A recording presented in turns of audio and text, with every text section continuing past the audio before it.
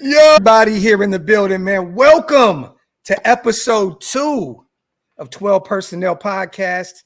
I am one of your hosts, Graphk Raider. I got both my brothers here in the building. Wasted, what's good, man? I am another co-host. Great and powerful waste of talent. How are you, sir? Yes, blessings. And we got our brother, Sanjit T, in the building, man. How you doing, bro? I'm doing well, man. I'm doing well. I saw you guys in the comments in the AP video. It's crazy, man, because like we haven't had football, like real football, for so long. We're all just like tuned into a presser, you know. So I'm excited, man. I'm excited. So many interesting things coming out. Did you guys hear AP talk about Colton Miller and yes.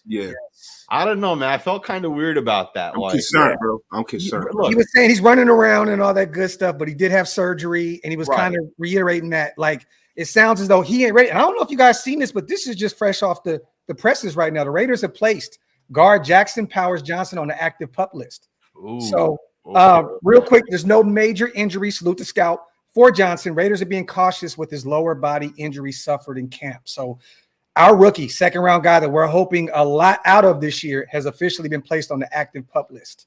So not only Colton Miller we have to worry about, we got Jackson. Okay. Ian Rappaport just put that out. Okay, I see that. I hadn't seen that, man, just until right now. That's crazy. This is exactly, and I know you guys been getting on me about this, but Sanjit, when we did our pod together and Graphk, I've been saying this all offseason. Yeah. I am concerned. I am concerned because even if he's healthy week 1, that there's a learning curve here, bro. This is a guy that is transitioning to another position. He is a rookie, and he's starting off in the negative at this point, I feel. Yeah. Right? Listen, I'm telling you right now, everybody thinks that, you know, them going out and getting Cody Whitehair was just for show. Yeah. This is a guy that they can plug into this offense that can go out there and give you some coherent minutes starting. This could be a potential early round Tyree Wilson type situation where we got to be patient, and year 1 may be a learning curve and durability may be in it. Like, it's scary, man. This is scary. And like you said, Cody Whitehair, I mean, bro, if we got to throw him into the starting lineup, I'm going to be real nervous, Sanjit, about this offensive line, man. I'm going to be real, man. It's going to be interesting to see what happens. I'm not too worried about it, to be honest. I think, chances are he'll pass the physical. He'll be ready to go within the next, 2 weeks. I think I had seen I think it was like the Saints starting tackle. I forget what the guy's name is, but like they knocked him out for the entire season, right? Yep. This isn't one of those situations, right? This guy, he should be back pretty soon. But it is interesting still because was it Ramczyk? I think it was Ryan. Was it Ryan Ramczyk? Right. Ryan Ramczyk. And I tell you what, I bet you they'd love to have Andrew as Pete now. Bang Zoom, everybody! Bang Zoom. I'm sorry. Do you think, Sanjit, this can be a potential glaze at right guard? That's an interesting point right there. But here's the thing that we do got to keep in mind, right? How long is this gonna, is this gonna go into the season? Is this like the first 4 weeks will he be out?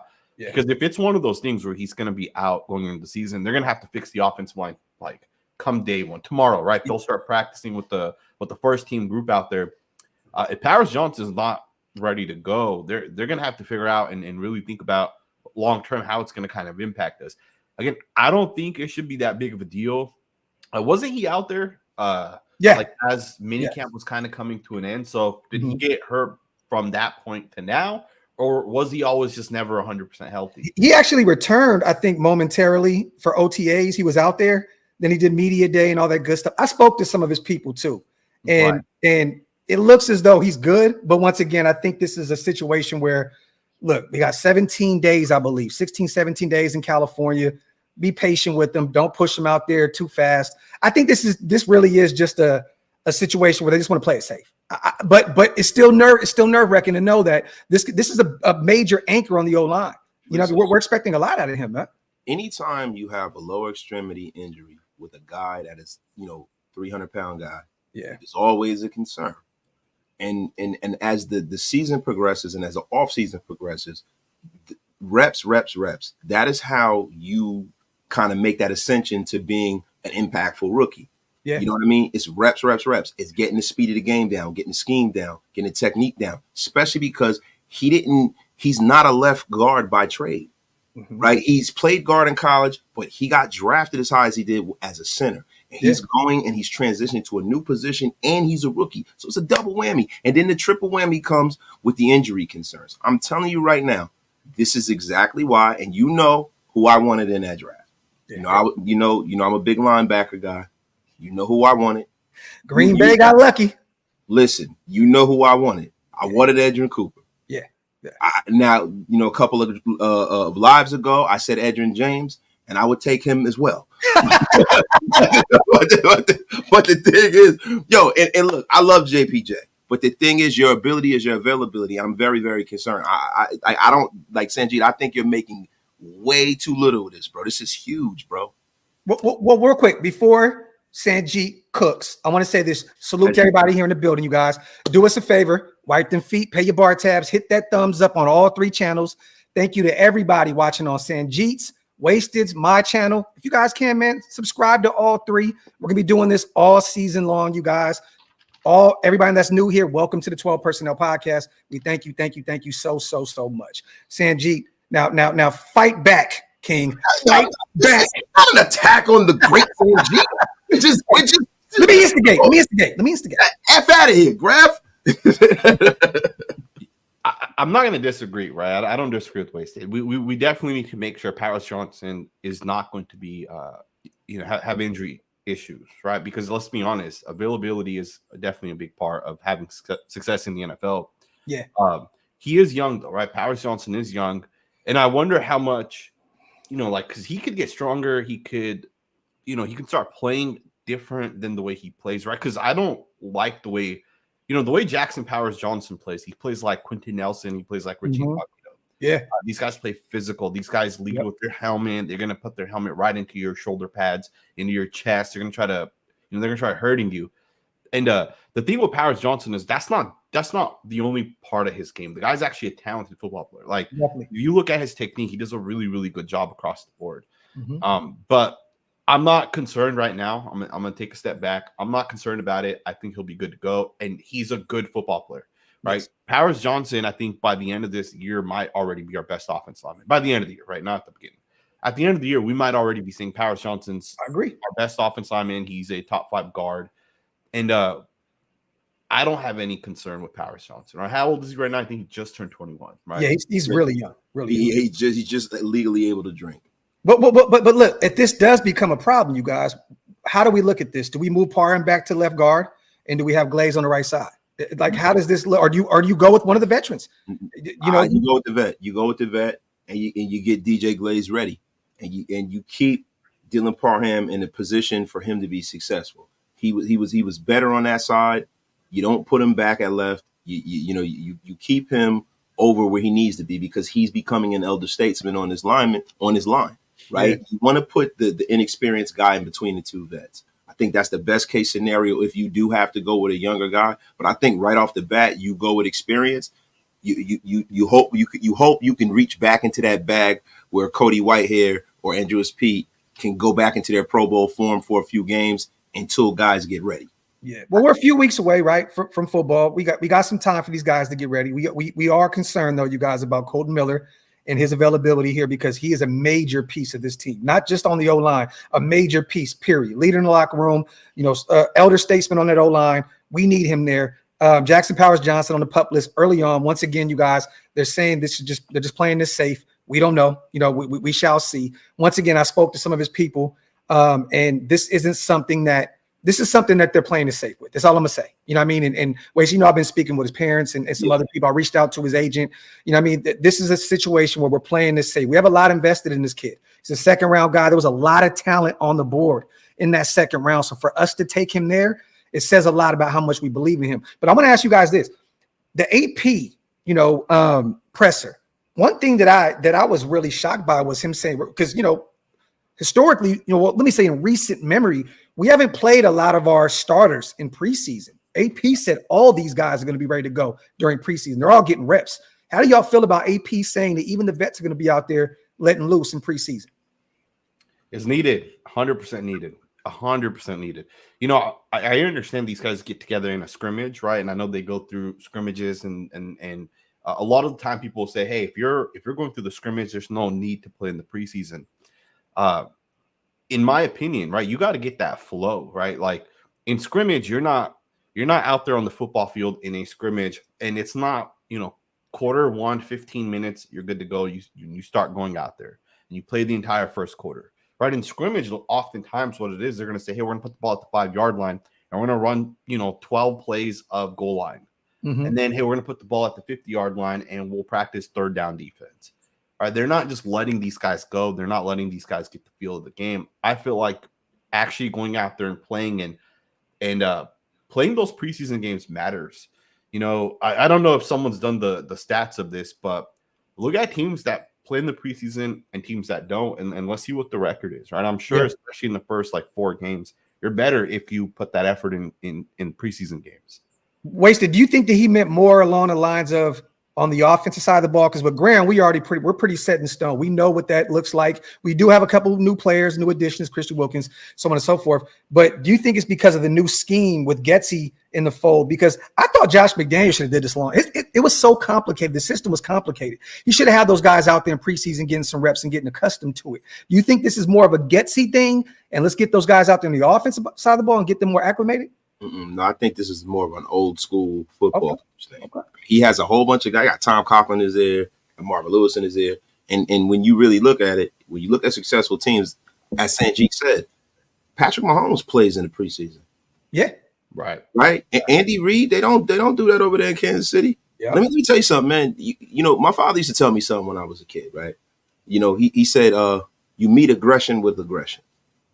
Right. And it still rings true today. You can't go out there and play this passive kind of brand of football in the preseason and then try to get out there in the regular season and hit on all cylinders.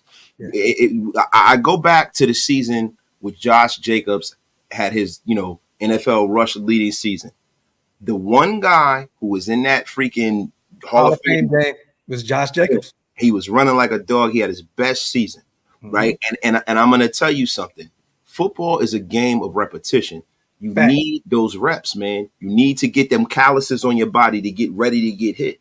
You guys remember when you were a kid, you were playing football, and the first couple practices, you have all them raspberries and knots and stuff on your forearms or your shins and stuff. And by the middle of the season, you get that calcification in your body, and you don't even feel it when you hit somebody. Yeah, facts. You need that, bro. And I don't think that those joint practices and all of that stuff is really impactful. Playing against another team in a game scenario is impactful because it's not that you're looking at the result of the game. When you play preseason games, you're not looking at the result, the win and the losses. That doesn't matter. What you're looking at is individual battles within a team concept. How are you playing? If I'm going to evaluate these guys, how can I evaluate these guys in a team concept playing against another team? That's the best way to evaluate somebody. Mm-hmm. So I'm 100% for it, as long as they do it smart. Now, you don't want to have it like some of the old school coaches where they'll have guys playing into the third quarter in the second preseason game. Well, you also, I look at it like this, y'all, and tell me if you disagree. I think that this is a situation where this QB battle was going to lead in the preseason. And for you to have Gardner out there and Aiden out there going against each other, I think it's just setting the precedent. If these guys are out there battling, we need to have our other starters out there as well. I think that's a major part. A piece of this is, bro, Aiden started for us last year. When Jimmy went down and all that good stuff. I think that if you're gonna have your starting quarterback out there and it's gonna be a real battle, I mean, why not have these other guys out there and let them? Because we already know it's gonna be vanilla. We know it's gonna be vanilla, right? But you're right, Wasted repetition. It's all what it boils down to. Go ahead, Sanjit. I think last year Jimmy G played like 10 snaps or something preseason, but I don't think we had our starting offense out there. I think it was just Jimmy G. Like, I don't think Vontae Adams was out there. I don't think Jacoby Myers may have played. But even our offensive line, I think it was some of the backup guys. Like, I don't think Cole Miller played. But I do like the fact that AP has a goal. He knows what he wants, and we're gonna go out there and we're gonna play some football in the preseason. It makes preseason more interesting for us as well, right? Because it sucks, man. Like that third or fourth preseason game, right? It used to be 4, but now it's 3. That game always sucked because no one ever played. But I think that's changed a little bit now, where teams are using that third preseason game as like the week to get your guys to kind of go out there and prepare. Yeah. It's going to be an interesting offseason, man. I think the Raiders really have something going this season. Sanjay, I know you put up a video and I know you talked, briefly about What's going on out there in Orange County. I haven't talked to you yet, Waste. I know you haven't done a video on it yet. What's your guys' take on, the Raiders training camp? We got slapped with some restrictions out there because of, the Chargers being a local team, the Rams being a local team. They didn't want our fans to be out there. It looks like local media in Los Angeles that cover the Raiders are not going to be eligible to be out there to cover the Raiders. I know Tashawn's going to be out there, Vic Tate for some Bay Area guys. What's your takes on this thus far? Because look, man, it's kind of nasty, man, because they know we're the most popular team down there. Right. And, now we can't promote that we're down there. What's your guys' feelings on that? For me, look, man, they did the same thing to the Saints. A lot of people don't realize that. The Saints are going to be in that same area too. Yeah. The only team who's exempt from that is the Dallas Cowboys. Yeah. It's always been that way. I mean, look, man, what it represents to me, it is a small fan base energy. You know what I'm saying? That's what it is. You know how, like, they say, the other kind of energy? That's what it is. This small fan base energy. They're very, very insecure. They always have been. That is the reason why when the Raiders were trying to go back to Los Angeles before we went to Las Vegas in their infinite wisdom, I'm glad we went to Las Vegas. It's better. It's better for us financially. And now the Raiders can be solvent and viable in free agency in a way that they probably wouldn't be in California. But the thing is, when you start looking at it, the Rams were threatened. They had a choice. Do you want the Chargers or do you want the Raiders? And for the Chargers, they had to leave a city. Mm-hmm. They could have left everything as it was, but no, they were like, we do not want the Raiders in our building because they will take that damn building over like we do every time we play there. So This year, the Raiders have we got 2 more home games. Yeah, we're playing there twice, and we're going to take that place over, and they're going to see it in real time. So F them. You know what's interesting about them doing this entire thing is, so I think Raiders media can be there, right? If you're in Las Vegas, but I think it's like the big shows that are in LA, right? So like, and I'm not sure if this is fact of this is how it is, but like, for example, like FS1, Undisputed, I think those shows are all in LA, right? I think they're all in Hollywood. Mm-hmm. So they can't go and cover the Raiders, which is kind of stupid. But if you guys think about it, right? So like, when the Chargers and the Rams do their training camp, there's so much stuff that comes out from those two teams. There's a lot of videos, a lot of footage. The big shows are always talking about those two teams because they're able to actually attend their camp. Yeah. It makes it harder with the Raiders because, if you're in Vegas, well, that's a little bit further away. But now I guess they're restricting us. And I think, was it both teams or was it just the Rams that restricted it? Both. And every club has an exclusive home territory that extends 75 miles in all directions. Okay. So that's what it is. But both teams denied us. And Mark Davis actually spoke on that. He was like, hey, but they have the right to do so. It is what it is. God bless him. If they want to hear Jim Harbaugh singing He's a Jolly Good Fellow, God bless him. Yo, real quick, also, you guys, the Raiders also have placed Darian Butler, linebacker, UDFA out of Arizona State, on the PUP list as well. He's still trying to get back from that knee injury that he suffered last preseason. And also another guy, Sanjit, that I was really high on, our guard, Jake Johanning, another UDFA that I thought that can be a sneaky practice squad kind of guy that can potentially make the active roster. He's been placed on the PUP list also. He's dealing with a lower body injury as well, just like Jackson Powers Johnson. So there's 3 guys that were placed on the PUP list today.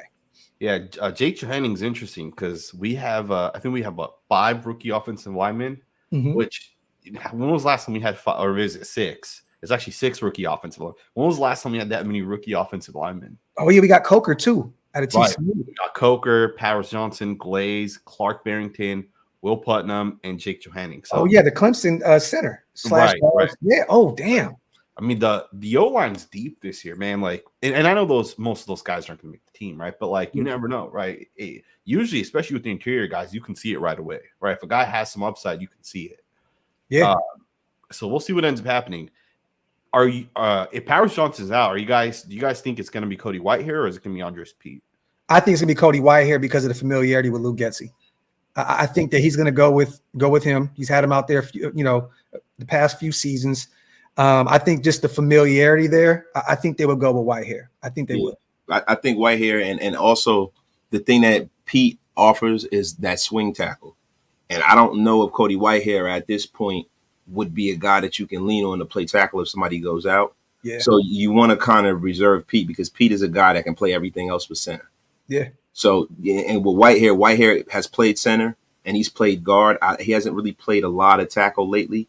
Yeah. I don't know if he's still physically able to. Mm-hmm. So I would probably go with Cody Whitehair because he can be that coach on the offensive line, right? Because, when you get these offensive guru guys, they need people that can speak the language. Yeah. So he has a guy in the skill position group as in Devontae Adams who has played in this offense. And he has this guy up in the trenches, and they can be those guys who can kind of disseminate that message to the rest of the team. And I think it should work out pretty well if they do it that way. I'm actually happy that we have Cody Whitehair and Andres P because these are two guys that are veterans, former Pro Bowl guys, right? This isn't an Alex Bars and Greg Van Roten situation. Like, those are two guys who are journeymen who's been all over the place, right? These guys have played at a high level. And I'm not expecting those guys to return to the form that they once were. It's the same thing with Michael Gallup. The injury, that's tough to overcome. But I would rather, I'm a lot more comfortable, you guys, knowing that we have two former Pro Bowlers in the building. And this isn't a situation where we have to rely on a Bars or a Greg Van Roten, to come in and be that spot starter if need be. Salute to Wilder as well. I wouldn't want FS1 to cover us.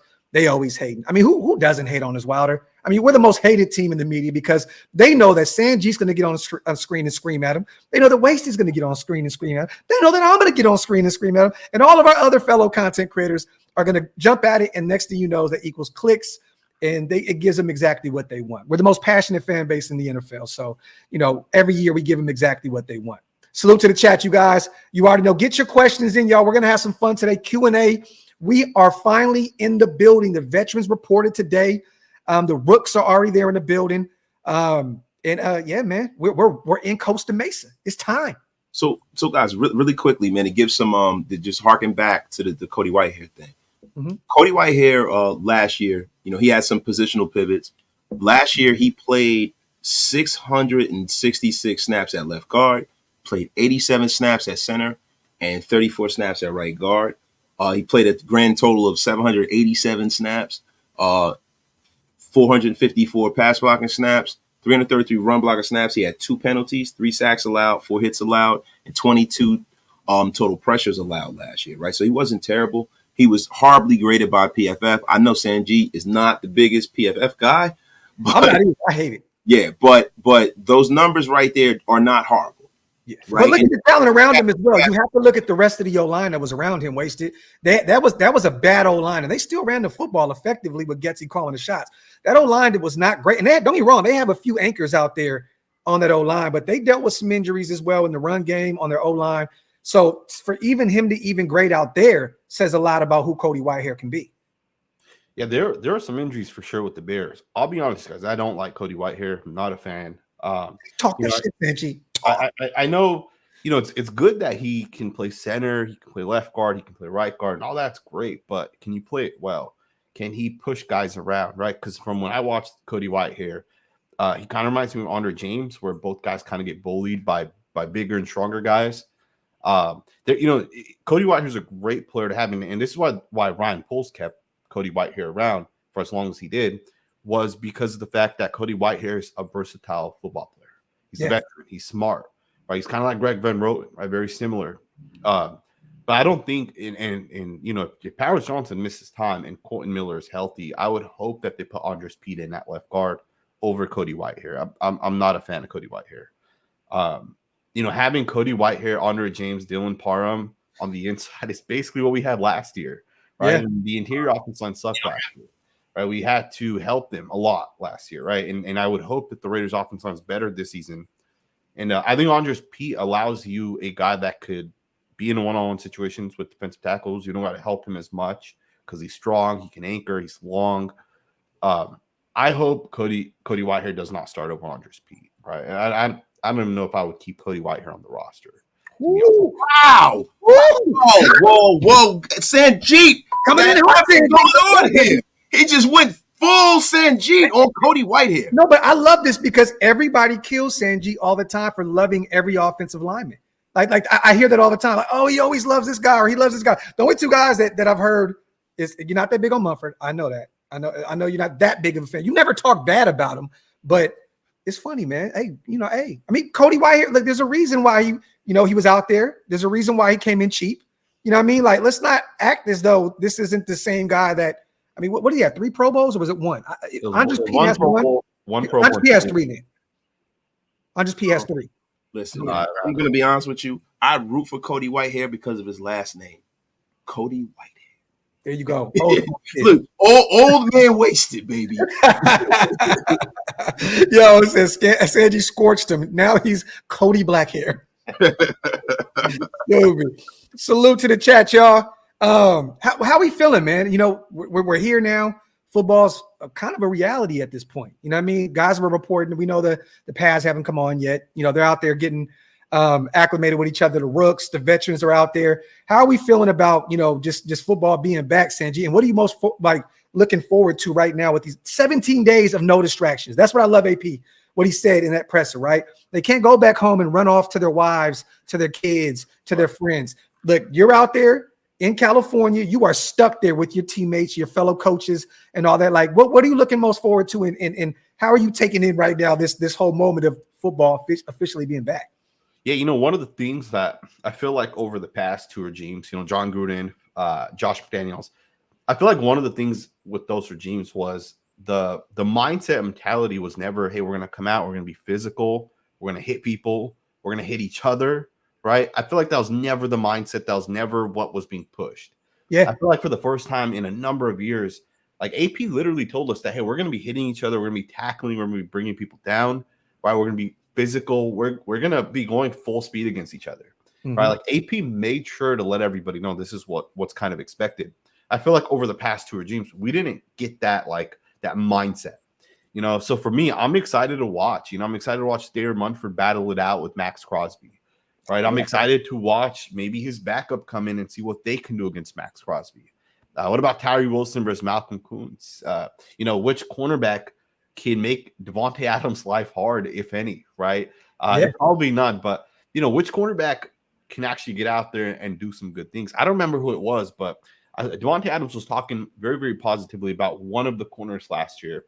I don't remember who it was exactly. It may have been Jacorian Bennett, or it might have been Nate Hobbs, or it might have been Sam Webb. I don't really remember, but I'm excited to watch which guys can kind of come out this season and really get after it. There's a lot of battles across the board.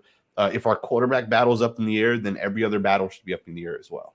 Right? Like Dalton Wagner should come in and say, hey, I want to be the starting right tackle. Right. And then Trey Tucker should say, hey, I want to take Jacoby Myers' job. I want to play more snaps than him. Yeah. Right. And I want to see that across the board. And I'm excited for it, man. The mentality is different. Now, I see the different answers. He definitely talked about Jacorian Bennett last season, but he also gave his flowers to Hobbs as well.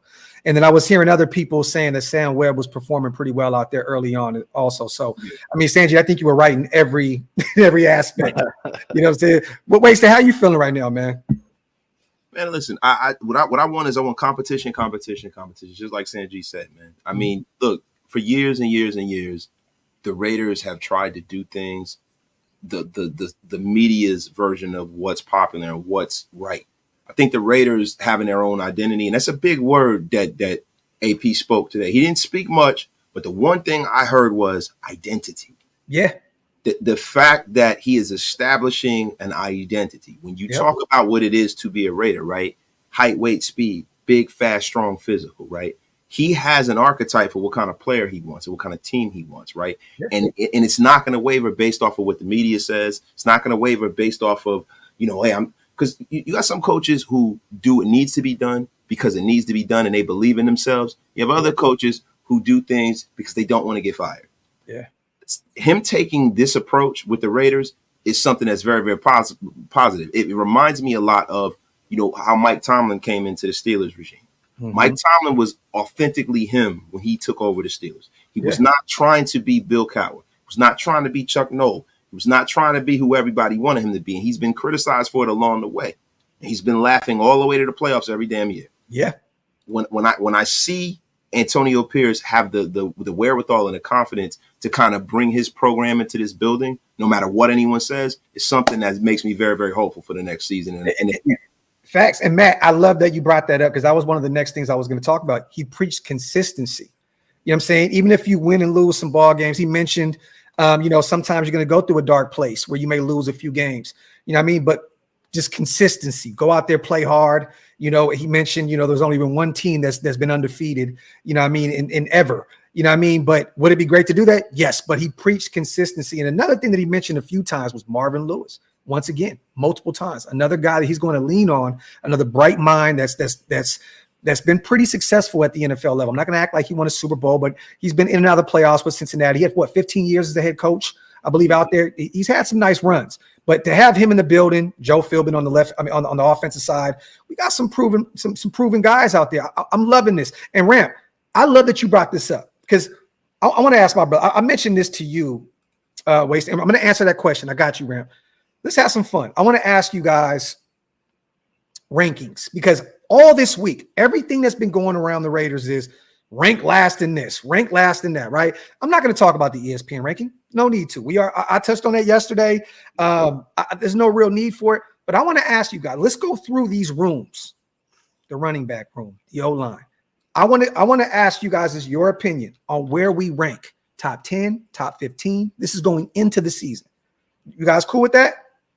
I'm gonna start. It's you know what? It's going to be pretty hard to do that. Hey, well, let's give it a shot. Let's give it a shot. Wasted. I'm gonna start with you. The running back room. Running back. Since you said it's gonna be pretty hard to do it, motherfucker, it's your turn. The running back room. The running back room is a lower third group until proven otherwise. Okay. You know what I mean? They're a group that's going to be down in the late 20s, and the only reason why they wouldn't be in the like 31, 32, whatever, is because I see that glimmer of talent from Zamir White. And I saw it towards the end of the season. And what I'm doing is I'm taking that microcosm of the season when he was the featured back. And I'm that's the only thing I can go off of. Everyone else up and down this roster, as far as running backs go, are unproven guys.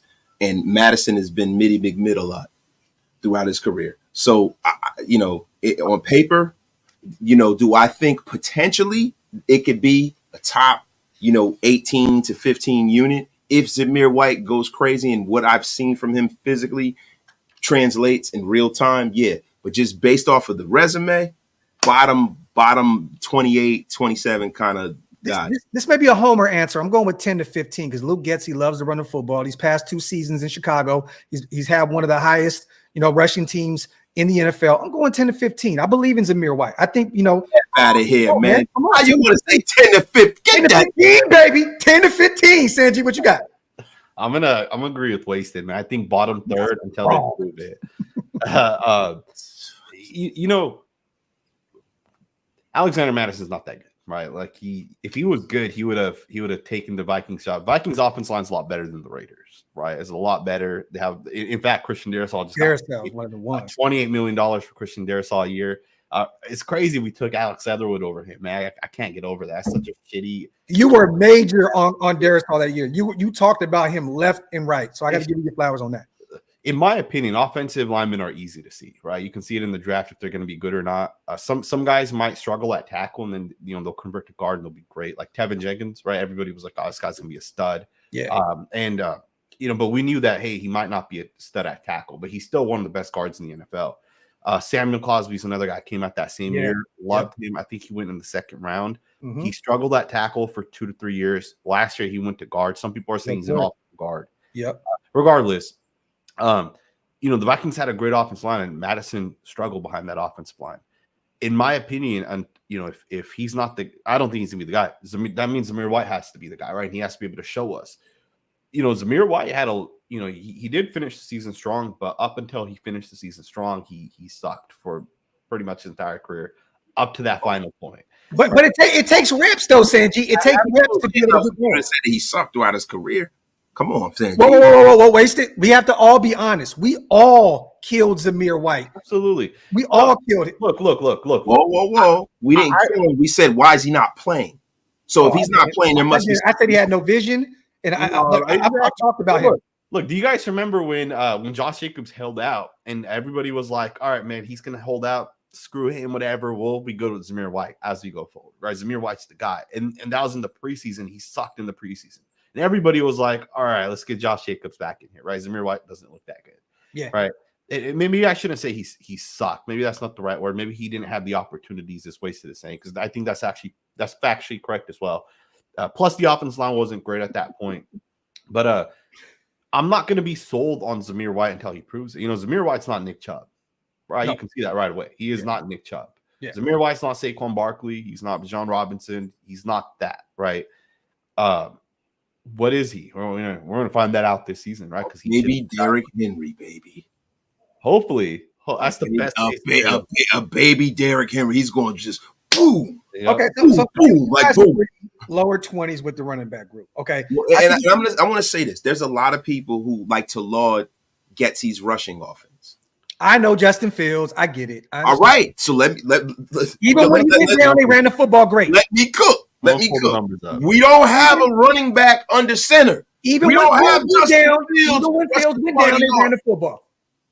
Bro, 1,200 yards at quarterback, bro. Get the F out of here. They ran the football effectively. Dante Foreman ran the football down our throats last year.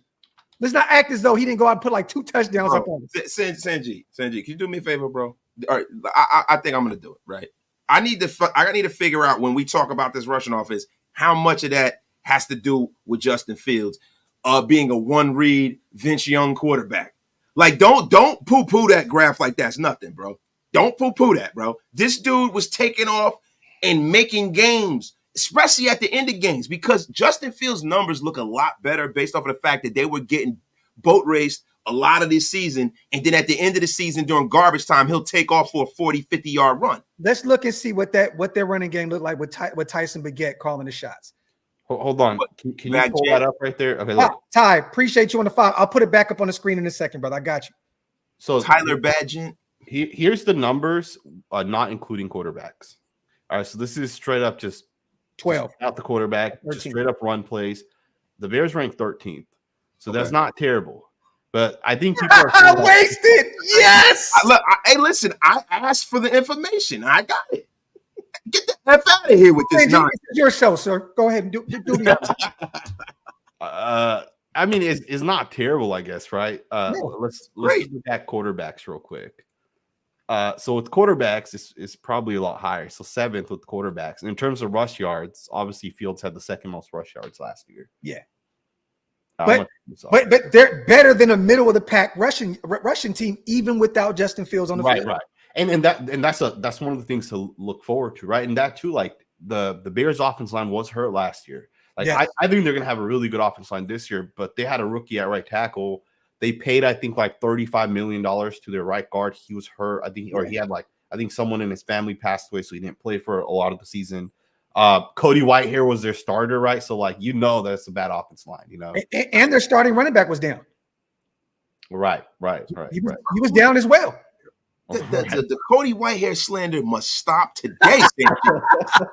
I am hurt by this. Cody Whitehair, you have a home at Raider Nation Unlimited. I like Cody Whitehair. Look at Cody, man. All right, let's get off the run because we'll talk about this all damn day. So I got 10 to 15. You guys got in the 20s, right, with the run game until proven otherwise. And I respect that. All right, the quarterback room. I'm gonna be honest. I got 25 to to the end because at the end of the day, they need to prove themselves. Aiden needs to show that he can continue to do or will continue to build on what he was doing at the end of the season last year. We already know what we have in Gardner Minshew. I'm not going to be the homer and say that Aiden is going to just already. I can't do that. I'm going to say 25 to the end range. I'm not going to say the worst quarterback room because you can look at the Minnesota Vikings. They got Sam Darnold, who's a journeyman. They have JJ, who's not ready yet. I mean, it looks like Jacoby Brissett is going to be the starter in New England because, their young pup is not ready to go. The Denver situation. There's other teams that have worse quarterback situations than we do. So I'm going to say in that 25 range. Sanjay, what you got, man? I agree with that. I mean, we got to be honest, too. Our quarterback situation doesn't look good, but there's upside, right? For this year especially, we have more upside in our quarterback room than all the rookie quarterbacks, right? Mm-hmm. If you're a rookie quarterback, you're mostly struggling. CJ Stroud's exception. Justin Herbert, exception. Most quarterbacks are Josh Allen and Bryce Young. Yeah. Right. So I think this year our ceiling's a lot higher. I agree, bottom 5 to 7, but I think if we can get top 15 quarterback play, which is possible, right? A lot of that comes down to the offensive coach, the quarterback that's in there, the players around them. The Seahawks made the playoffs 2 years ago or last year with Geno Smith, or whatever year it was. Geno Smith wasn't that good most of his career, but the offensive coach made him a little bit better. So There's upside, right? But for sure, bottom 7. Matt, he was an alternate, and you have to remember the year prior, even Derek Carr went to the Pro Bowl after having a terrible season. Like the Pro Bowl it's a shit show at this point. I don't even look at the Pro value, bro. Stop using Pro Bowls for anything. There's no value in the Pro Bowl. Yeah, and shout out to Matt Marinovich with the best mullet on YouTube. Business in the front, party in the back. You got anything else to add? I think we all can kind of agree on this quarterback we wasted, right? No. You know what? I'm going to disagree. Ooh, okay, let's go. AOC MVP incoming. Shout out to Demotion. No, I'm kidding. No, I'm kidding around. Like, listen, at this point, I have us in the mid-20s because of the fact that Gardner Minshew, if you look at as backups go, right? If he is our backup, he's one of the higher end backups. Yes. So that would be the only reason why, right? But the difference between the starter and the backup on this team is a very, very de minimis amount of talent, right? So that's what makes it bad, right? Because Joe Burrow is a lot better than his backup, right? Yes. Patrick Mahomes is eons better than his backup. With this team, the backup and the starter, it's like a push. Yeah. So that's where it comes into play. But we're not worse because we have a guy who has been and has some success in the National Football League on his roster as a backup. So I gotta give us like probably high 20s, maybe 20, 21. Okay. O-line, I'm going 10 to 15 range. I think we're going to be, starting off with where we're looking. I think we can build on what we had last year. I think we can be a better unit this year. I think there's more talent across the O-line. I think Mumford's going to have a big year for us. I do believe in JPJ if he's healthy. I think Andre James, this scheme change is going to be really good for Andre James. And if Colton is healthy, I think we can be even in the top 10.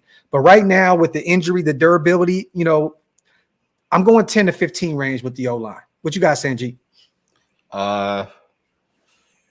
I'd say about 13 through 18 makes about sense, but they do have to prove it because there's easily a chance they're like 20 to 30, right? It could happen, right? It's not guaranteed that the offense line is going to be good this season. Yeah, but we should be better than we were last season. Obviously, the players are upgraded. Munford's way more experienced now going into his third year. Dylan Parham should be better. I think we should be better this season for sure. I don't think there's any question about it. What you got wasted? We got to go. See, the thing is that are we going from a glass half full perspective or a glass half empty perspective, right? Because if we are going off the premise that we're going full potential, everybody reaches their potential that they have, right? Thayer Munford is a guy that is a starting right tackle. Yeah. Dylan Parham doesn't take a step back. JPJ plays out of his mind and doesn't look like a rookie. Colton Miller's 100% healthy. Yeah. And Andre James is Andre James, who, in this league is a top 10 center in this league. Mm-hmm. If that is the premise that we are operating off of, we have top 18 line. Okay. In reality, we are a bottom third offensive line. And the reason why is because of the things I just stated. Cole Miller being healthy is alarming. A bottom 3? I said a bottom third. Okay. I'm like, God damn, bro. Like, it's a bottom third unit because you have a rookie, you have an unproven tackle and look, I love Thayer Munford, but the proof is not in the pudding yet. He is not really, he has to go out there and win and play that, right? Then you have a situation where you have a JPJ who we're all projecting to start, and we don't even know whether he's even going to win that job. Mm-hmm. We don't know that for a fact. With us as fans, right, and pundits for the Raiders, we're like, he's a second round pick. He's going to start. There's a great chance that he might not start all year. Yeah, no, you're right for that job. So it's like, all right, if I'm dealing with reality, it's a bottom third unit, bro. Okay, and I think a lot of this boils down to, can James Craig work with this unit? Because last year his O-line was in the Super Bowl.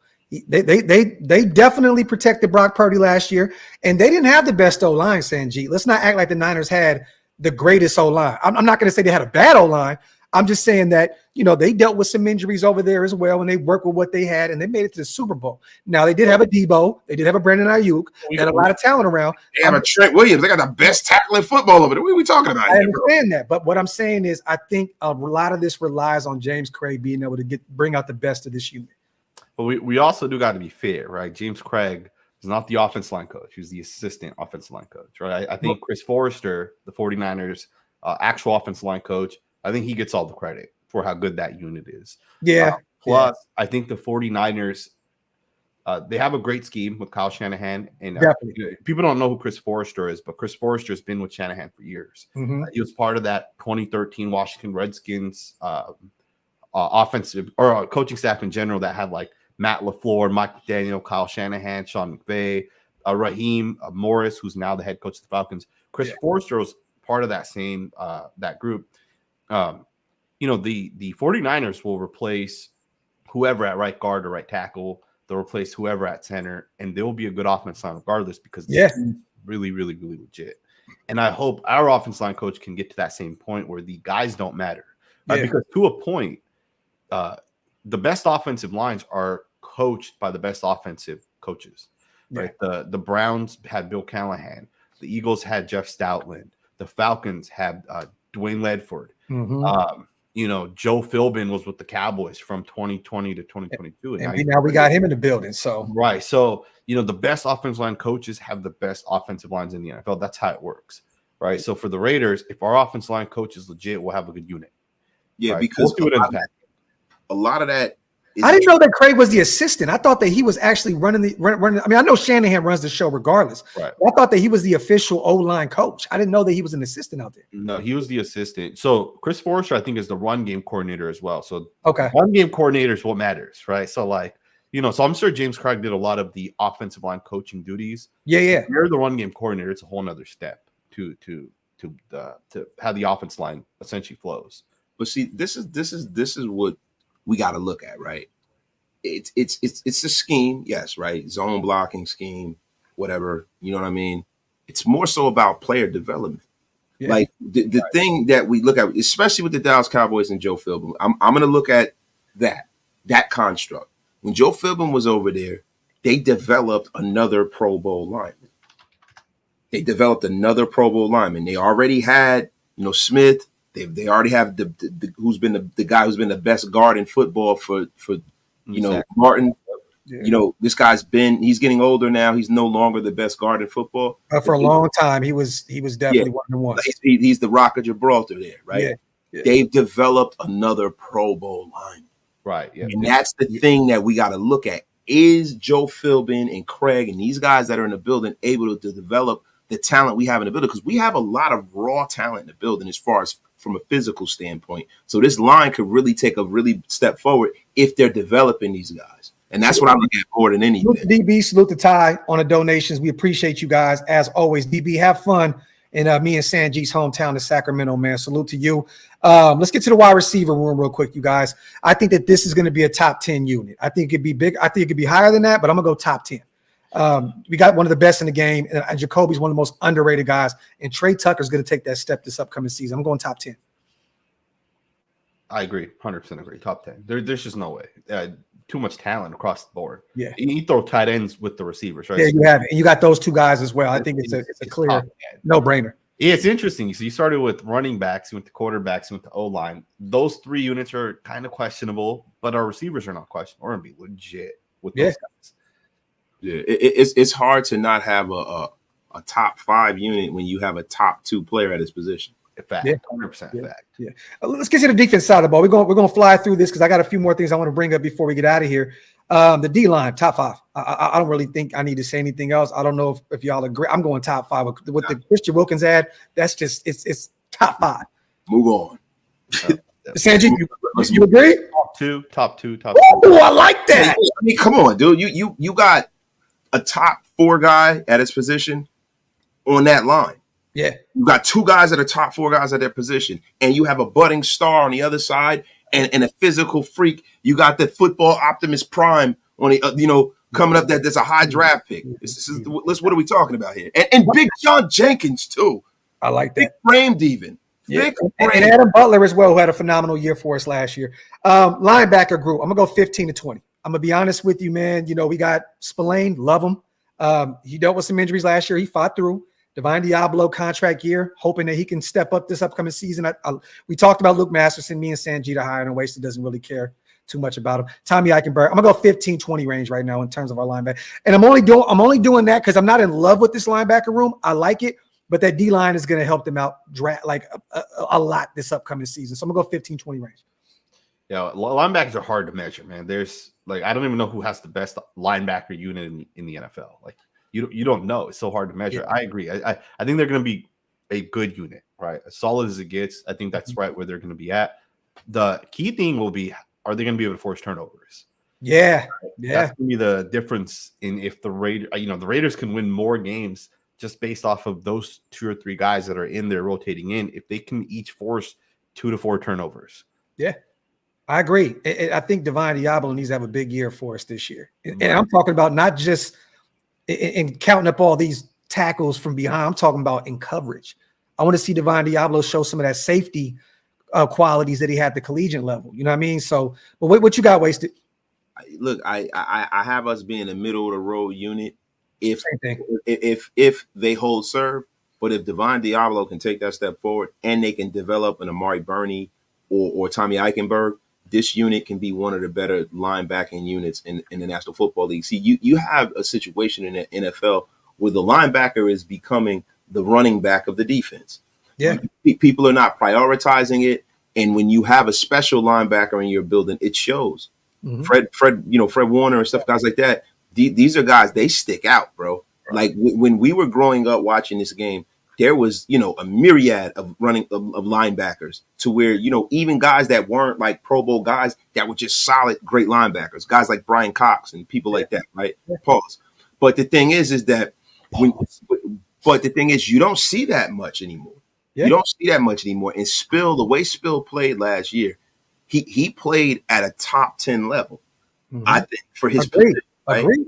So if he can hold serve and Divine Diablo can kind of meld that natural ability that he has with playing faster and being in the right place, this can be a special unit. And we had depth at the linebacker position now. That's the thing I feel like we haven't had in recent memory. Like, you got Tommy Eichenberg, a guy that can come in and play some reps in year one. You have a Luke Masterson, like we talked about, last week on the pod. And then, like you said, Amari Burney. Amari Gaynor. What do we have at the UDFA out of North Carolina? There's a slew of other guys that can potentially come in and give us some reps. But I think that it's more of a middle-of-the-pack unit at this point. We don't have that Fred Warner. I mean, who does? You know what I'm saying? And I like what East Coast said. Probably be the Texans or the Packers that have the best linebacker unit. But I think Fred Warner, it hurts me to say this, is the best linebacker. So I'm going to go with the Niners having the number 1 linebacker just because they have Fred Warner. He's just that good. Yeah, too. Yeah, there you have it. I'm going to go corner room right here. And people may be upset with this, but I'm going to go probably 25 to 30 range. And that's only because of Jack Jones. Like everybody else, I'm concerned about Jacorian Bennett, Brandon Faison, Sam, whoever we have out there. Richardson in year one, I don't know if he's going to be ready. Devonshire, I love his game, but I don't know if it's going to translate in year one. I'm going to go 25 to 30 range. And I'm only giving us that kind of credit because we have Jack Jones and Nate Hobbs in the building. What do you think, Wasted? Look, man, I'm going to go 18. And you know why? Ooh, okay. I think that the Raiders, because listen, most of the time when you go through preseason, there's always a move that's surprising. I think this is the room where the Raiders go outside of the building and plug a hole and bring in a guy like a Stephon Gilmore. I would love it. Because guys are out there and they're going to see that they need another adult in the room. Mm-hmm. So for that reason and that reason only. And that's my hot take. I don't know that to be the truth, but what I'll tell you is you have a lot of rangy, young, physical, and talented corners in that room. Cameron Richardson and Jacorian Bennett. Devonshire is a guy who's a ball hawk. You have a lot of these guys, man. And I'm telling you, all they need is that one guy that they can look to that can help them become better players in coverage. Jacorian Bennett, all these guys, because a guy like a Nate Hobbs is essentially, he's a corner, but he's essentially a will linebacker. Yeah. And Graham, I love Cameron Richardson, bro. That guy is physical, but this is a guy who I don't even know if he had an interception all last year. And it's year one. Like we can't. But I'm talking about in college. He played in the SEC, played against some really, really, really legit competition, some great young receivers that are at the top of the league now. But he's not a guy who was intercepting the football. Yeah. You know what I'm saying? And that is something that's a little troublesome for me. coming into his NFL career. Maybe he can turn that around and start, getting some takeaways. Sanjit, what you got, man? So I'm gonna just rank both the corners and DBs, or DBs in general. Okay, because I'm gonna do safety personally separately because I have a high ceiling for them. But go ahead. I think we have a top 7 to 10 unit. I think our defensive backs are legit. I don't think there's many defensive backs that are better than the Raiders. Here's the thing with defensive backs. Bill Belichick's proven this. They don't really matter, right? You can find one wherever, and if you have a good scheme, they're going to have success, right? Most cornerbacks in the NFL are not Jalen Ramsey, where they can go wherever and they'll be good. Majority of 99% of cornerbacks are not like that. Even Sauce Gardner, right? I know he's a talented football player, but he also went to a really, really good scheme in Robert Saleh. Saleh's proven wherever he's went that he's going to have a good defense, can have a good scheme. And, sure, safeties, corners, they might matter a little bit as an individual player. If you have better guys, you'll have more success. Yeah. But I think scheme matters way more. And I think Patrick Graham has a legit scheme. I think he, as legit as it gets, Patrick Graham has it. I think we're going to see it this season. And, Jack Jones, we'll see what he actually is this year. I think he was legit last year. He only played 7 games. He had 2 interceptions, 2 touchdowns in those 7 games. Yeah. He had a couple of plays that he made that the Broncos play he made kind of sticks out to me. Nate Hobbs hasn't forced a lot of turnovers, which is fact. Yeah. But to be fair, Nate Hobbs has punched the ball out a couple of times over his career. It's something that he's definitely had in the back of his mind that he tries to do. And then I know the opposite cornerback position is kind of up in the air, but we got to remember Ja'Cory Bennett was better than Amik Robertson last year because Patrick Graham wanted him to start over Amik Robertson. And he only got benched because he didn't understand the verbiage. He didn't understand some of the different concepts they're trying to do. And Patrick Graham talked about that this year, right? That Ja'Cory Bennett wasn't necessarily ready last year. And I think from a skill perspective, Ja'Cory Bennett is probably better than Amik Robertson. So even if it's Ja'Cory Bennett, I think we're still upgrading from last year, right? I don't think Amik Robertson is that good. And then, I think you're going to touch on it with the safeties because you're saying, you think they have a high ceiling. I think our safeties are legit as well, right? Trayvon Merrick, I think, could be a top 10 safety. Again, it's hard to, we don't watch the Ravens, we don't watch the Panthers, we don't watch, whatever team. So for us, it's hard to say who's the actual best safety, but I think Trayvon Merrick's pretty damn good, right? And then Marcus Epps is pretty good as well, especially with the scheme, right? I think that's the big thing I really, really want to touch on. I think Patrick Graham's scheme is legit. Patrick Graham, similar to Bill Belichick, right? Because I think he coached with Bill Belichick for a number of years. Patrick Graham has that I make defensive backs a little bit better. Like he has that in his coaching tree or whatever you want to say, right? The way Bill Belichick does. He makes defensive backs a lot better. Yeah. Patrick Graham does that as well. So I think the Raiders are going to have a really, really good defensive back unit this year. Okay. Wait, so you already? Yeah, I went, and I said what I said, but it's more so, look, what I want people to realize is this has the potential to be what Sanjit says. Yeah. Right? But as of right now, I'm not going to come up here and say, I know that they're going to, you know what I'm saying? I have full faith that Ja'Cory Bennett is going to turn himself into a starting. Me too. And the good thing is having the Cameron Richardson beating the backup and being that physically talented. That bodes well for the Raiders. And Devin Shire, a ball hawk at a pick. Yes. So these guys are physically talented, big guys. So when you have these offenses that are explosive and you have guys that nobody's heard of that are 6'3", 6'4", running all over the place, you can put these guys and say, hey, man, this is your man. Yeah. Erase him. So you might not get an interception, but we're not going to, be made to look bad in certain situations that we were last year because of Amik Robertson's lack of size. Yeah, what's interesting is I think even last year the Raiders defensive backs were legit. All right, I think it's because I've seen a lot of people post this on Twitter, and I've seen some people make YouTube videos and kind of talk about it in their videos as well. A lot of people say the Raiders defensive backs weren't that good last year, but I 100% disagree with that. I think the unit was really, really solid. One of the things people don't talk about is we play the Chiefs and Chargers 4 times a year. Yeah, screw the numbers versus. Yeah, if you're the 49ers and you don't have to play either, in your 17 games, you don't play Patrick Mahomes and Justin Herbert 4 times. Yeah. Statistically, you're going to be better, right? And I think the Raiders' defensive backs are a lot better than they get credit for.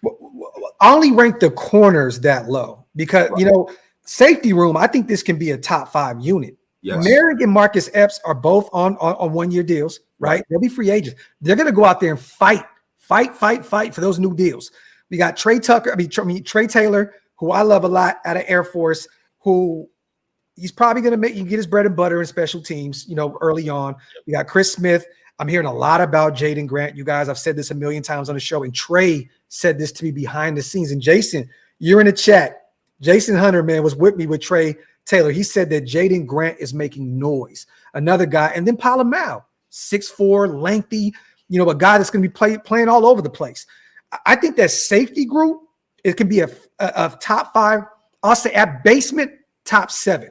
Yeah. So I'm only ranking the corners in that 25 range because I need to see Ja'Cory Ben. I need to see it. Jack Jones needs to prove that last year wasn't a fluke. Brandon Faison needs to be able to stay healthy. You were on the IR all year last year, right? And then Devin Shire and Richardson, 2 guys I like a lot, but they're rookies. How much are they going to see the football field this year? You know what I mean? So that's why I rank the corners so low. But that safety group, man.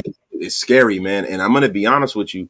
The collection of defensive backs are greater than the sum of its parts. Yeah. So when you look at it from the perspective that Sanjit's looking at it, and like now Graphk is doing, right? You're melding it all together. Yeah. Now we can take this defensive back unit and now we can place it into the teams. Yes, for sure.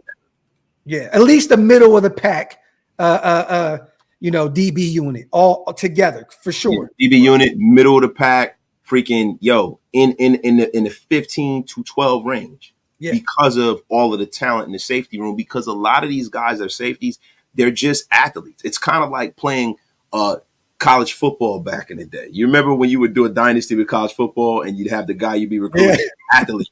These are the kind of guys we have, man. And I think that's what's going to happen, man. And we'll wrap this up with the kickers, right? It's just top 3 unit. Top 3. That's the Raiders. We always have that. That's the one thing that we've never been short of. Even back in the days with Jeff Jager. Yeah. Oh, man, I love Jeff Jager. JJ was my dog, man. He had another powerful mullet from the 80s. Business in the front, party in the back. Shout out to Jeff Jager. Real quick, I want to get you guys' take on this. I was going to do a live earlier today, and I was like, you know what? I'm going to save this for our show. USA Today, I believe. They were the ones that dropped these 2024 NFL projections. They have us at 6-11. And it's kind of weird because if you look at our schedule, there's no gimme games in the NFL, right? You guys, like any given Sunday. But I can look at six games right now and say, I think we're going to win those. Like easy. I think we can get those. 6-11, y'all. They have the Chargers at 9-8. They're always, off-season champs. They always have these guys winning more games than what they do. I agree with a lot. The Niners, the Chiefs. I mean, these guys are perennial playoff Super Bowl teams. The Cardinals 7-10. I mean, the Seahawks had a really good year last year. They're 5-12. I mean, what do you guys take from it? They have the Jets winning the Super Bowl in 12-5 after Aaron Rodgers, a 40-year-old guy, is coming off of an Achilles injury. Sanjit, how do you feel about these projections right here? It's definitely interesting. The Jets are an interesting team because the Jets have kind of went all in. Yeah, this year. They got Tyron Smith. They even drafted a tackle in the first round. That's gonna, I guess, be a backup this year, which is kind of interesting. Mm-hmm. I hate the Raiders projection, man. 6-11.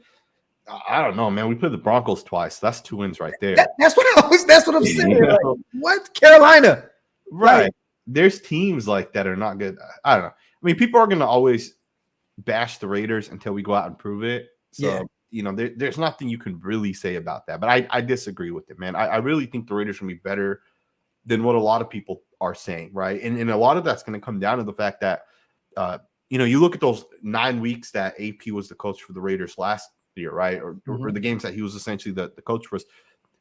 If we had top 15 quarterback play, we would have won 7 of those games. Yeah. Right? We had a rookie quarterback with no experience. A guy that was a 4th-round pick. He wasn't even a 1st-round pick. That was a 4th-round pick. Yeah. Right. And this year, he's going to be going into his 2nd year. And if he doesn't win the job, then we get Gardner Minshew, who, I'm not a huge fan of Minshew, but I think he's better than what we had last year. Right. And I think if Luke Jesse does his job, we should be able to win, 9-11 games. Defense top 5. Maybe we win 11 to 12 games. All right, I think it's possible. Yeah. What you got wasted. And remember last year, man, a few of those games, that Miami game could have went either way. Right. That Vikings game, that was nasty, but we should have won that game. The Colts game could have went either way. The Chicago Bears should have never dog walked us like that, but that was Josh McDaniels doing. You know what I mean? Right. we could have been in the playoffs last year if Josh would have been fired earlier. I think that Detroit game was very winnable, and this is a team that was in the NFC Championship. Right. You know what I mean? So, Wasted, what you got, man? How you feel about this whole thing? The salute to Indiana. Yo, shout out to who did it? USA Today? Yeah. Shout out to them. I'm glad they did this.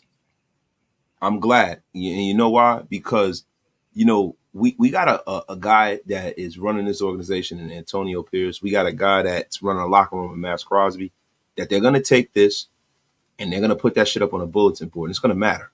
Yep. They're not running away from the smoke. They're not trying to hide. It's things like, I love this shit because the Raiders are going to shock the world and they're going to make the playoffs this year. Yeah. And I'm going to go on record to say that. And I know a lot of, and I really don't give a shit. A lot of people say, oh, they're just Raider fans and they're fan content creators and they're always positive. And that's not true. My football opinions and Sanjit's and Graphk's are based and shrouded in reality. And the reality is that people are buying way too high on the Chargers. Yes. We might sweep the Chargers next year because this is the first year of a new regime. Now, you do have a really talented Justin Herbert. You do. I can't take it away from him. But they've lost a lot on the offensive side of that football. Yeah. They've lost a lot. Who is he throwing to? They have some concerns on their offensive line, right? And then you have a Khalil Mack who, let's be honest. They got Slater and Joe Alt. They got two anchors on that O-line. Yeah, but they have rookies, right? They do. You know what I'm saying? And you have Khalil Mack. Always Zion Johnson, too, the Boston College kid. I was so rudely interrupted, Graphk Raider. What's going on here? Top 10 offensive line right now. Yeah, I know. That's why I was like, what is Wasted talking about? But go ahead, bro. Go ahead. No, you have a Khalil Mack who is a guy who is getting older. And you have a Joey Bosa who's a guy who's perennially hurt. Right. You have a lot of guys who are very injured. Now, look, I know Zion Johnson, but they have concerns from the perspective of you can't always think that rookies are going to come in and play up to where they're going to be. Now, is Joe Alt going to be a concern his second year in the league? Probably not. But initially, we're playing them early. Yeah. We're playing them early. And then he might get his welcome to the NFL moment. Oh, he will. He will. With Max Crosby. So this is what we're talking about here, right? So they might not win one game versus us. That could be 2 wins. Denver, until proven otherwise, needs to beat us. We've owned the Denver Broncos, right? We will remain doing so. There go 4. Then you talk about the Carolina Panthers. There go 5 right there. And then now we're off to the races. The Jacksonville Jaguars, man, they're no world beaters. No. Trevor Lawrence is coming back from an injury. That team has gotten worse. Yo, listen, I got 7 right there for you. Yeah. And then, I think there's something about our style of play. Kansas City styles make fights. Give us at least one. Give us one against Kansas City because the way we play this game, those divisional matchups matter. We're not allowing them to walk over us no more. Yeah. I'm telling you right now, and this is not just coming from some optimistic bullshit perspective. We are going to go out there and we're going to kick people's ass this year. Right. I'm not talking about in the box score. We might win by a touchdown, 3-4 points, whatever. When you play the Raiders this year, you're gonna know you played the Raiders because they're gonna go out there and they're gonna beat your ass. I'm telling you right now, they're gonna beat you up this year. That is what I'm looking for. Physical team. 100% agree with you, man. Salute to Indiana, man. Gifting 5 OLV Raiders Network membership. Salute to you. You guys got anything? Let's get a few more questions in before we get out of here. A little bit over now. I got to take my son to football practice here in a minute. But get a few questions in, you guys, before we get out of here. Salute to the chat, y'all. Make sure you guys hit them thumbs up on all 3 channels. Subscribe to all 3 channels. Yes, that was the Wasted we were looking for. Not the Wasted that says the Chargers offensive line is ass when they're a top 10 unit. I didn't say that they're ass. I said they have concerns because they have young players. Let me ask you the question really quickly. So AP said that the decision at quarterback is going to be made between him, Luke Getsy, and Tom Telesco. What do you guys think about that? Do you guys think Tom Telesco should have input on? No, not at all. I agree with you 100%. That was weird that he kind of said Telesco because it should be just AP, right? And then, of course, since Luke Getsy's running the offense, you want his input as well. But I don't know. I found that kind of interesting. I think that's him trying to build that connection with Tom Telesco in year one. Him saying, this is a unit. This is the brain trust. You know what I'm saying? So we're going to include Tom in all this. I think, to be honest with you, AP definitely. It's going to be Getsy. I think Joe Philbin's going to have some say because, I think this guy can get it done for us. I don't think that Tom Telesco is going to have anything to do with that decision. I think this was a situation where it's year one. Let me build a rapport with my guy and show him that I trust his wisdom when it comes to football. Wasted, what you think? I think he's going to have input. I think, he's an elder statesman in the National Football League. He's a guy who's been responsible for bringing a lot of talented quarterbacks into this league. He's a part of scouting a lot of talented quarterbacks. He's a guy who, when it was I'm old enough to remember when it was an argument whether they were going to draft Peyton Manning or Ryan Leaf. That's a gimme though. No, it wasn't really a gimme at that point. Like Ryan Leaf, there was really people were like, yo, who is going to be the number one pick? I'm old enough to remember that. Yeah, I remember. Yeah, so this is the thing, right? So you get a guy like that that's been involved in a lot of big quarterback decisions.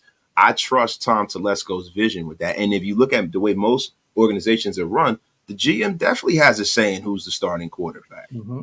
So Antonio Pierce being a rookie head coach, right? I'm glad that it's a consortium and he's not going to go out there and maybe in his ignorance, maybe pick the wrong guy.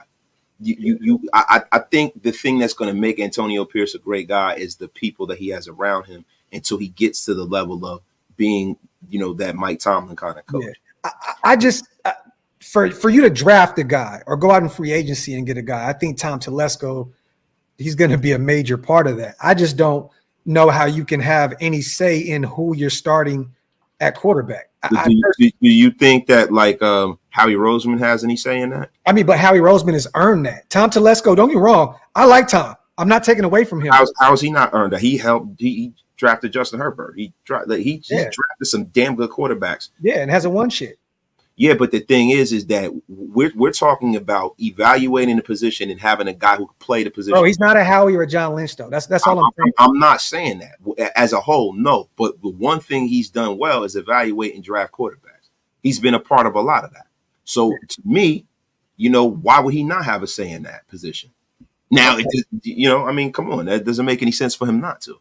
I'm not saying he has the final cut, though. No, I know. To be honest with you, in a way, I definitely agree with you. But I just think let the coaches make those decisions. That's what I personally think. But hey, you could be right. Salute to 10 Commandments. If we have a losing record by the trade deadline, would you trade D. Adams? What does a losing record look like? If you're still in the hunt, you don't trade your best player on the offensive side of the football. Now, if it's clear cut that we're not going to make the playoffs and we're already out of it, move on. That contract gets worse the next 2 seasons. You move on. You get whatever draft capital you can. You stockpile talent. You go get the draft picks. You get your quarterback next year. Yeah. I think we can all agree on that, right?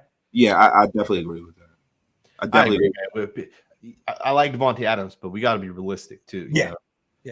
Look, he said it and he said, yo, listen, I want to be here, but yo, I only have a certain amount of time and I want to win a Super Bowl.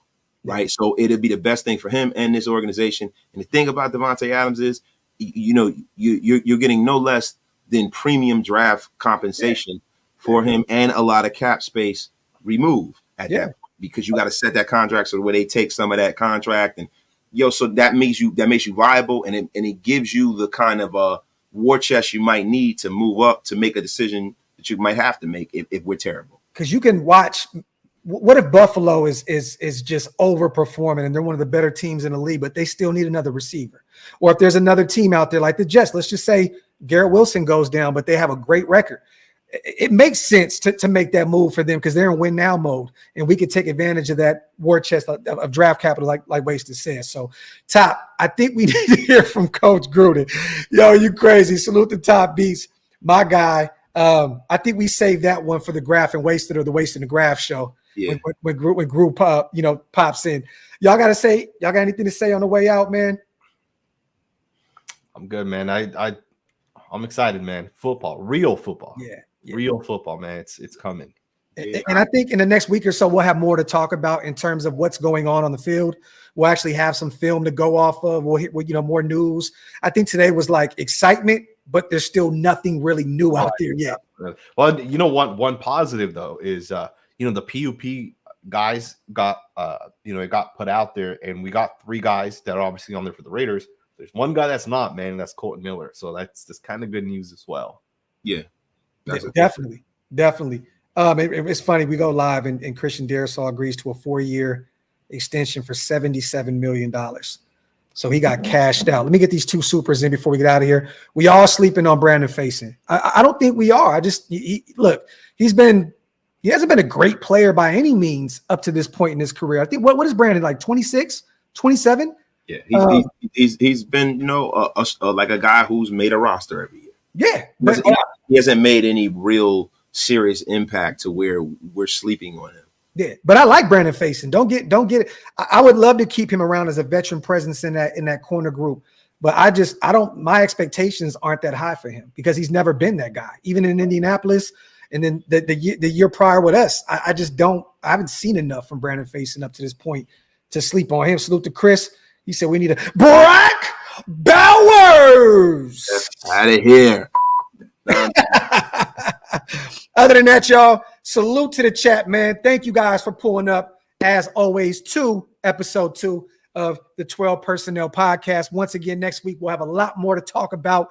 By that time, they're going to be out there full force, getting it in, pause if necessary. Other than that, subscribe to Sanjit. Subscribe to Wasted. If you're not subscribed to me yet, hit that subscribe button. And once again, thank you to the greatest chat in YouTube history for adding so much value to this show. Other than that, man, we love y'all, man. We appreciate you guys. And we are out. Let me see. Boom, boom.